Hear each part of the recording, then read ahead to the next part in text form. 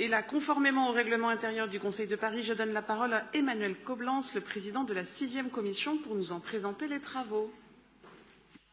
Merci beaucoup, Madame la maire. Nous en venons effectivement aux travaux de la 6e commission et je m'en réjouis. La séance de la 6e commission s'est tenue le 4 octobre dernier.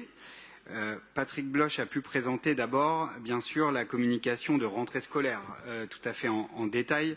Je vais aller vite ici car nous avons déjà eu l'occasion d'évoquer ces éléments en séance mardi de manière assez exhaustive. Vous le savez, ça a été rappelé, cette rentrée était la première rentrée scolaire depuis plusieurs années sans protocole sanitaire lié au Covid particulier.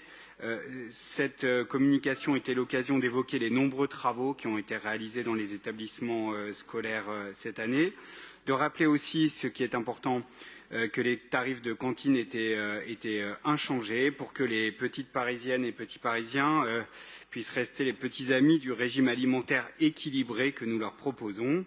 C'était également l'occasion de rappeler notre politique volontariste en matière d'animation à travers l'arsenal de l'animation.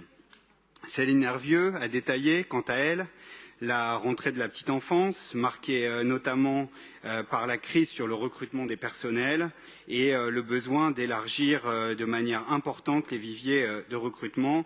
Elle a également insisté sur l'école des métiers de la petite enfance, à l'image de ce qui existe déjà à la DASCO. Voilà, donc de nombreux échanges et questions ont pu être posés par les élus de cette 6e commission à propos de la rentrée 2022. Puis la commission a permis d'aborder les principales délibérations. Patrick Bloch a par exemple détaillé la DASCO 97 qui permet le cumul d'emplois entre AESH et personnel d'animation. Céline Hervieux a présenté des subventions liées aux structures de la petite enfance. Marie-Christine Lemardelet, la DAE 159, une convention importante avec la CITU pour accueillir les primo-arrivants, avec notamment la création d'un welcome desk.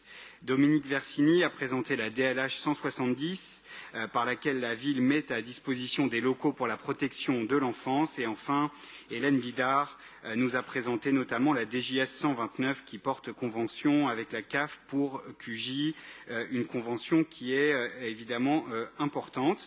La commission s'est conclue par une présentation de la communication sur l'accessibilité des bâtiments scolaires. Vous le savez, la prise en charge des enfants en situation de handicap est une priorité pour la ville. Ces différents éléments ont déjà été discutés aussi. Je passe rapidement. L'agenda d'accessibilité programmé a été présenté en détail, ainsi que les sites prioritaires retenus conjointement par les CASP et les SLA au niveau des arrondissements. Voilà pour le bilan de la 6e commission et je vous remercie. Merci à vous.